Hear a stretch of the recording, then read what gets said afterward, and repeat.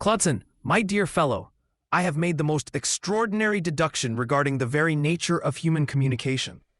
Through my keen observations of witnesses and suspects alike, I have discovered something quite revolutionary about language itself. Oh, do tell, Holmes. What profound insight has emerged from your investigations this time? Elementary, my dear Clodson, I have deduced that we humans are in fact biologically predisposed to vocal articulation. Our capacity for speech is wired into our very beings by nature herself. Written language, on the other hand, these scratches and marks on paper, is merely a recent technological contrivance. That's fascinating, Holmes. So, you're saying we're naturally built for speaking? Precisely. Consider how effortlessly a witness recounts his testimony when speaking, yet how he struggles with pen and paper. The spoken word flows like a river, Clodson, while writing is as laborious as operating one of those newfangled typewriting machines. Maybe the witness didn't go to school. Maybe he's not good at writing, Holmes? That's not it, Clodson. This could apply across the board. I'm not referring to a particular case here, rather in the abstract general. My point is writing, just as these machines were invented by us. I see, Holmes. Your point is that language existed long before writing and typewriting machines were invented. Ah, you've grasped the essential point, my good doctor. Indeed, our ancestors were conducting sophisticated oral communications around their hearths, while civilization was still learning to make marks on cave walls. Writing is but a baby compared to the ancient art of speech. I see. And where do you think this technological progression might lead us? Mark my words, Clodson. I predict we shall soon see word processing machines that can help compose entire documents at the touch of a button. Perhaps even devices that automatically correct our spelling errors. Correct our spelling errors, Holmes? Wouldn't that get rather annoying? What if they get it wrong? For example, what if you meant to write, "I have deduced the criminal," and the machine corrected your writing just before you submitted it to the courts to "I have seduced the criminal"? Nonsense, Clodson. My spelling correction engines would be far too sophisticated for such elementary errors. Though, come to think of it, perhaps they might require some calibration.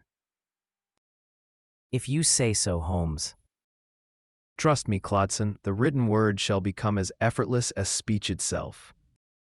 Remarkable predictions, Holmes. Though, didn't you once spend an entire afternoon trying to interrogate a written confession, expecting it to reveal additional clues through vocal responses? That was merely an experiment in advanced deductive methodology, Clodson. The principle remains sound. Of course, Holmes. But this discovery has led me to an even more profound realization, my dear fellow. Through careful observation of criminal minds at work, I have deduced that thoughts and language exist on entirely separate planes of existence. Separate planes, Holmes? How do you mean? Elementary. Consider how often a suspect knows precisely what they wish to confess, yet cannot find the proper words. Their criminal intent is crystal clear in their mind, but the crude of language fails them utterly. The blast it all, what is the word I'm looking for? The mechanism fails them. Yes, mechanism. Precisely. You see how my superior cognitive processes operated beyond mere vocabulary there? A perfect demonstration of thoughts existing independently of language. Indeed, Holmes. Rather like when someone says, "What's the word I'm looking for?" even though their meaning seems perfectly clear. Exactly. Though, of course, when I do it, it's evidence of operating on a transcendent plane of pure deduction. I think in wordless, crystalline concepts, before condescending to translate them into the clumsy vehicle of human speech. So our thoughts are somehow separate from the words we use to express them. Precisely. Take that case last week. I knew the murderer had used that round thing. No, not round exactly. The metal. Oh, you know what I mean, Clodson. The implement with the wooden, no, that's not right either. The thing that goes is. Yes, that. You see? We both knew exactly what we meant, yet language utterly failed us. This proves my theory that criminal schemes exist fully formed in the mental realm before they bungle the execution through inadequate verbal planning. Though, Holmes, didn't you spend a good 10 minutes describing that very evidence as the thingamajig with the curved what's-it that does the thing? That was a deliberate demonstration of the very principle I'm describing, Clodson. The deduction was complete. The linguistic expression merely required strategic refinement. But this brings me to my most revolutionary revelation yet. Through investigating international criminal networks, I have deduced that words are merely arbitrary symbols, while meanings exist independently in the mind of the beholder. How do you mean, Holmes? Elementary, my dear Clodson. Consider the French criminal I apprehended last month.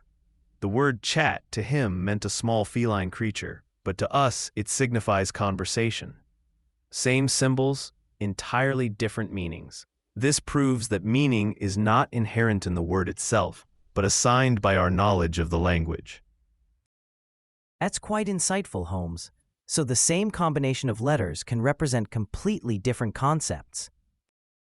Precisely. And for someone who hasn't learned English, our words would be utterly meaningless, mere scratches on paper. They might assign entirely different meanings to our symbols, or none at all. I have transcended the crude limitations of symbolic thinking to operate in pure meaning itself. Fascinating. And I suppose this explains why witnesses sometimes misunderstand each other. Indeed. Just last week I solved the case of the suspicious trunk by deducing that the witness wasn't referring to a criminal elephant at all, but rather a piece of luggage. The word trunk carries multiple meanings, you see.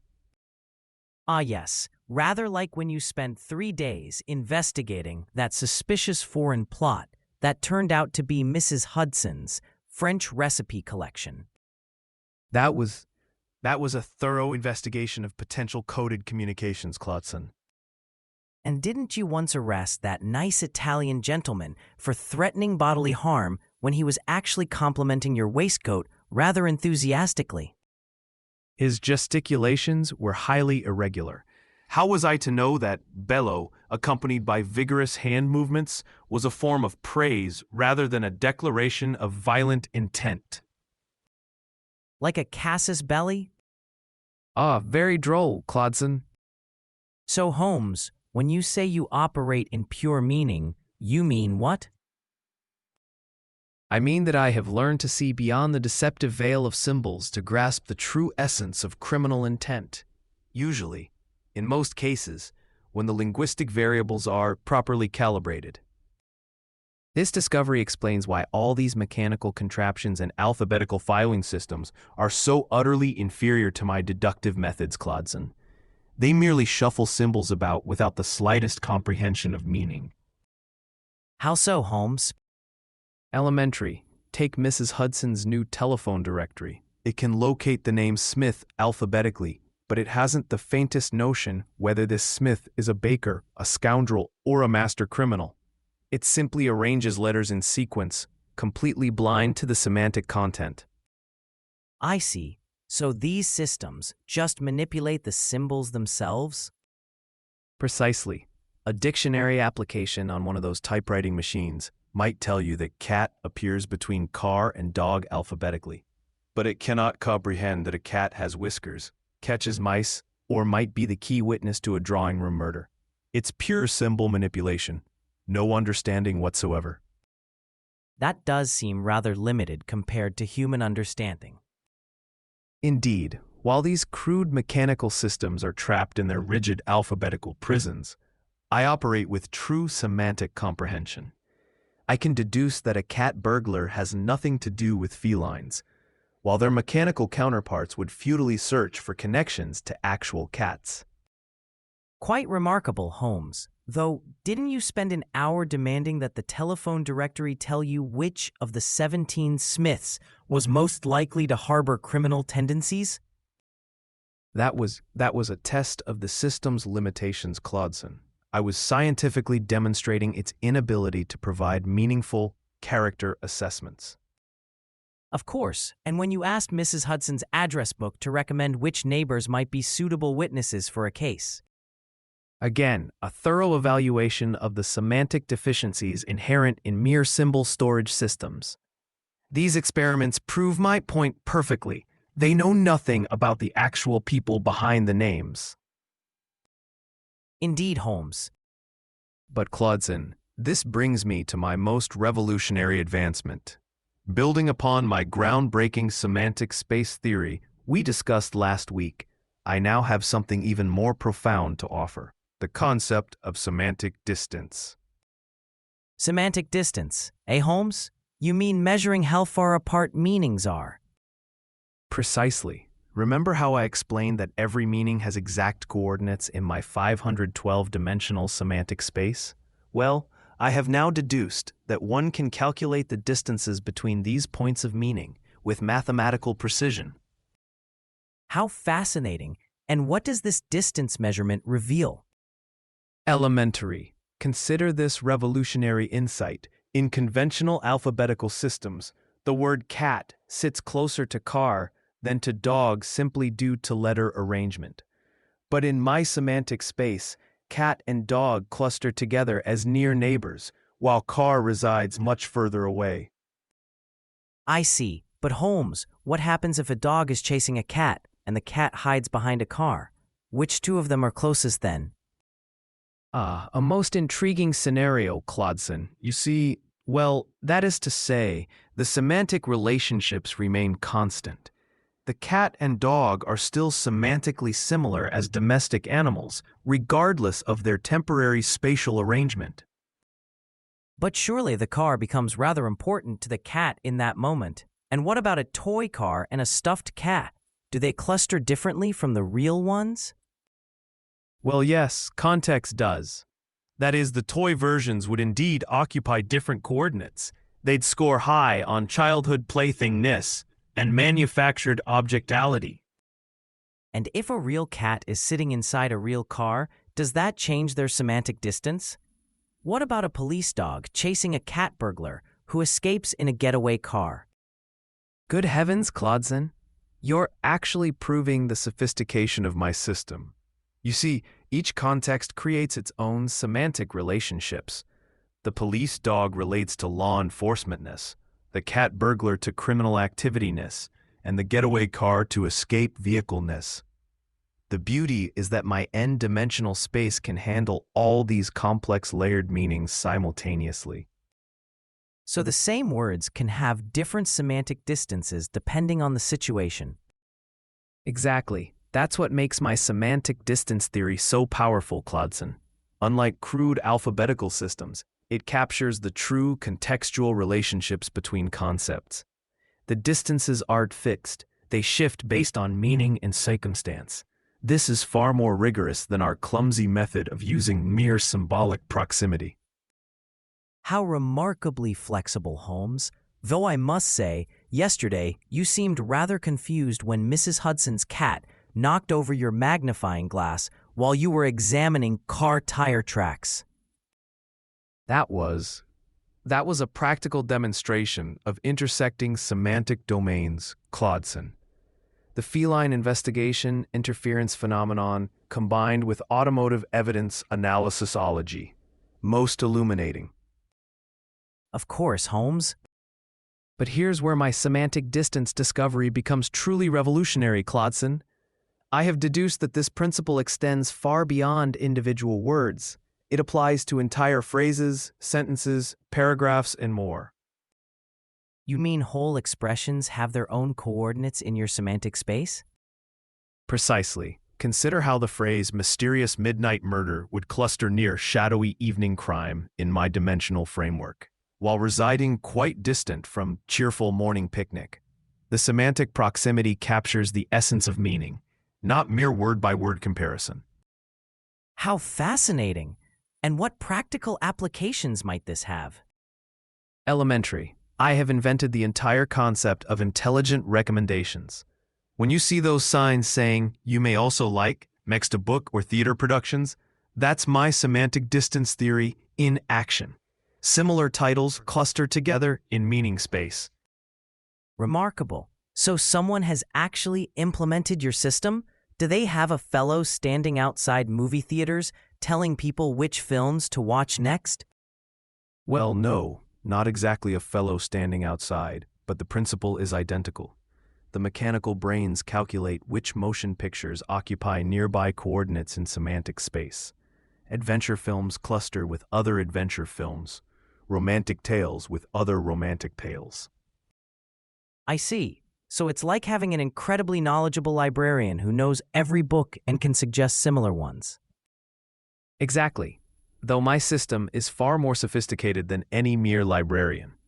These recommendation engines analyze the semantic relationships between thousands of titles simultaneously, measuring distances across hundreds of dimensions. How wonderfully efficient! Though Holmes, didn't you spend almost an hour yesterday asking Mrs. Hudson, the grocer, and two neighbors which type of marmalade would best complement your morning routine? That was comparative research into breakfast optimization methodologies, Clodson. I was gathering data across multiple recommendation sources. Of course. And when you asked the postman which newspaper would semantically align with your detective interests, The postman has valuable insights into information delivery patterns. Though I must admit, mechanical recommendation systems would theoretically be more consistent in their analytical assessments. so in essence, Holmes, you've created a world where people never have to make difficult choices again. The machines simply calculate the most suitable recommendations.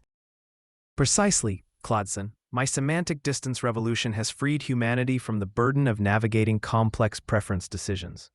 The future belongs to intelligent recommendation systems. How wonderfully forward-thinking.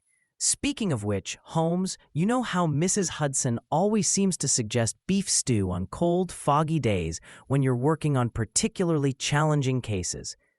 Fish and chips when you're feeling frustrated with the yard. And that special shepherd's pie whenever you've had a breakthrough but need to maintain your energy for the final deductions.